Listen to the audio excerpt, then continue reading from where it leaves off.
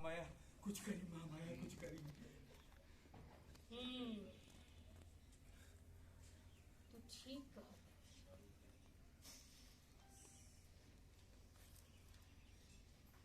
जय काली, जय जय महाकाली।